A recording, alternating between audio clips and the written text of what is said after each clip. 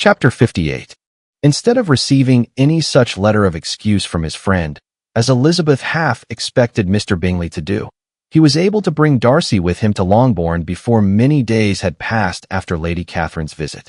The gentleman arrived early, and before Mrs. Bennet had time to tell him of their having seen his aunt, of which her daughter sat in momentary dread, Bingley, who wanted to be alone with Jane, proposed their all walking out. It was agreed to. Mrs. Bennet was not in the habit of walking. Mary could never spare time, but the remaining 5 set off together. Bingley and Jane, however, soon allowed the others to outstrip them. They lagged behind, while Elizabeth, Kitty, and Darcy were to entertain each other. Very little was said by either. Kitty was too much afraid of him to talk. Elizabeth was secretly forming a desperate resolution, and, perhaps, he might be doing the same. They walked towards the Lucases, because Kitty wished to call upon Maria, and as Elizabeth saw no occasion for making it a general concern, when Kitty left them, she went boldly on with him alone. Now was the moment for her resolution to be executed, and while her courage was high, she immediately said, "Mr. Darcy, I am a very selfish creature, and for the sake of giving relief to my own feelings care not how much I may be wounding yours. I can no longer help thanking you for your unexampled kindness to my poor sister. Ever since I have known it, I have been most anxious to acknowledge to you how gratefully I feel it. Were it known to the rest of my family, I should not have merely my own gratitude to express." "I am sorry, exceedingly sorry," replied Darcy, in a tone of surprise and emotion, "that you have ever been informed of what may, in a mistaken light, have given you uneasiness. I did not think Mrs. Gardiner was so little to be trusted. You must not blame my aunt. Lydia's thoughtlessness first betrayed to me that you had been concerned in the matter, and, of course, I could not rest till I knew the particulars. Let me thank you again and again, in the name of all my family, for that generous compassion which induced you to take so much trouble and bear so many mortifications for the sake of discovering them. If you will thank me," he replied, "let it be for yourself alone. That the wish of giving happiness to you might add force to the other inducements which led me on, I shall not attempt to deny. But your family owe me nothing. Much as I respect them, I believe I thought only of you." Elizabeth was too much embarrassed to say a word. After a short pause, her companion added, "You are too generous to trifle with me. If your feelings are still what they were last April, tell me so at once. My affections and wishes are unchanged, but one word from you will silence me on this subject forever." Elizabeth, feeling all the more than common awkwardness and anxiety of his situation, now forced herself to speak, and immediately, though not very fluently, gave him to understand that her sentiments had undergone so material a change since the period to which he alluded, as to make her receive with gratitude and pleasure his present assurances. The happiness which this reply produced was such as he had probably never felt before, and he expressed himself on the occasion as sensibly and as warmly as a man violently in love can be supposed to do. Had Elizabeth been able to encounter his eyes, she might have seen how well the expression of heartfelt delight diffused over his face became him, but though she could not look she could listen, and he told her of feelings which, in proving of what importance she was to him, made his affection every moment more valuable. They walked on without knowing in what direction. There was too much to be thought, and felt, and said, for attention to any other objects. She soon learnt that they were indebted for their present good understanding to the efforts of his aunt, who did call on him in her return through London, and there relate her journey to Longbourn, its motive, and the substance of her conversation with Elizabeth, dwelling emphatically on every expression of the latter, which, in her ladyship's apprehension, peculiarly denoted her perverseness and assurance, in the belief that such a relation must assist her endeavors to obtain that promise from her nephew, which she had refused to give. But, unluckily for her ladyship, its effect had been exactly contrariwise. "It taught me to hope," said he, "as I had scarcely ever allowed myself to hope before. I knew enough of your disposition to be certain that had you been absolutely, irrevocably decided against me, you would have acknowledged it to Lady Catherine frankly and openly." Elizabeth colored and laughed as she replied, "Yes, you know enough of my frankness to believe me capable of that. After abusing you so abominably to your face, I could have no scruple in abusing you to all your relations." What did you say of me that I did not deserve? For though your accusations were ill-founded, formed on mistaken premises, my behavior to you at the time had merited the severest reproof. It was unpardonable. I cannot think of it without abhorrence. We will not quarrel for the greater share of blame annexed to that evening, said Elizabeth. The conduct of neither, if strictly examined, will be irreproachable, but since then we have both, I hope, improved in civility. I cannot be so easily reconciled to myself. The recollection of what I then said, of my conduct, my manners, my expressions during the whole of it, is now, and has been many months, inexpressibly painful to me. Your reproof, so well applied, I shall never forget, had you behaved in a more gentlemanlike manner. Those were your words. You know not, you can scarcely conceive, how they have tortured me, though it was some time, I confess, before I was reasonable enough to allow their justice. I was certainly very far from expecting them to make so strong an impression. I had not the smallest idea of their being ever felt in such a way. I can easily believe it. You thought me then devoid of every proper feeling? I am sure you did. The turn of your countenance I shall never forget, as you said that I could not have addressed you in any possible way that would induce you to accept me. Oh, do not repeat what I then said. These recollections will not do at all. I assure you that I have long been most heartily ashamed of it. Darcy mentioned his letter. Did it, said he, did it soon make you think better of me? Did you, on reading it, give any credit to its contents? She explained what its effects on her had been, and how gradually all her former prejudices had been removed.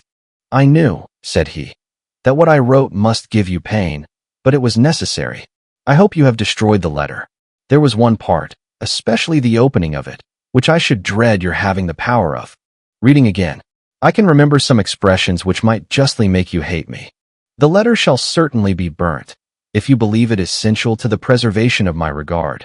But, though we have both reason to think my opinions not entirely unalterable, they are not, I hope, quite so easily changed as that implies. When I wrote that letter, replied Darcy, I believed myself perfectly calm and cool, but I am since convinced that it was written in a dreadful bitterness of spirit. The letter, perhaps, began in bitterness, but it did not end so. The adieu is charity itself. But think no more of the letter. The feelings of the person who wrote and the person who received it are now so widely different from what they were then, that every unpleasant circumstance attending it ought to be forgotten. You must learn some of my philosophy. Think only of the past as its remembrance gives you pleasure. I cannot give you credit for any philosophy of the kind. Your retrospections must be so totally void of reproach that the contentment arising from them is not of philosophy, but, what is much better, of ignorance. But with me, it is not so. Painful recollections will intrude, which ought not to be repelled. I have been a selfish being all my life, in practice, though not in principle. As a child I was taught what was right, but I was not taught to correct my temper. I was given good principles, but left to follow them in pride and conceit. Unfortunately, an only son, for many years an only child, I was spoiled by my parents, who, though good themselves, my father particularly, all that was benevolent and amiable, allowed, encouraged, almost taught me to be selfish and overbearing, to care for none beyond my own family circle, to think meanly of all the rest of the world, to wish at least to think meanly of their sense and worth compared with my own. Such I was, from 8 to 28, and such I might still have been but for you, dearest, loveliest Elizabeth. What do I not owe you? You taught me a lesson, hard indeed at first, but most advantageous. By you, I was properly humbled. I came to you without a doubt of my reception. You showed me how insufficient were all my pretensions to please a woman worthy of being pleased. Had you then persuaded yourself that I should? Indeed I had. What will you think of my vanity? I believed you to be wishing, expecting my addresses. My manners must have been in fault, but not intentionally, I assure you. I never meant to deceive you, but my spirits might often lead me wrong. How you must have hated me after that evening. Hate you. I was angry, perhaps, at first, but my anger soon began to take a proper direction. I am almost afraid of asking what you thought of me when we met at Pemberley. You blame me for coming. No, indeed, I felt nothing but surprise. Your surprise could not be greater than mine in being noticed by you. My conscience told me that I deserved no extraordinary politeness, and I confess that I did not expect to receive more than my due. My object, then, replied Darcy, was to show you, by every civility in my power, that I was not so mean as to resent the past, and I hope to obtain your forgiveness, to lessen your ill opinion, by letting you see that your reproofs had been attended to. How soon any other wishes introduced themselves, I can hardly tell, but I believe in about half an hour after I had seen you.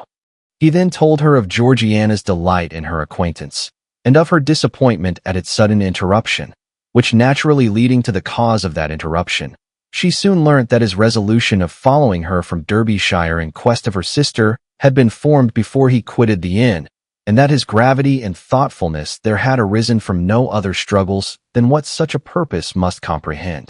She expressed her gratitude again, but it was too painful a subject to each to be dwelt on farther.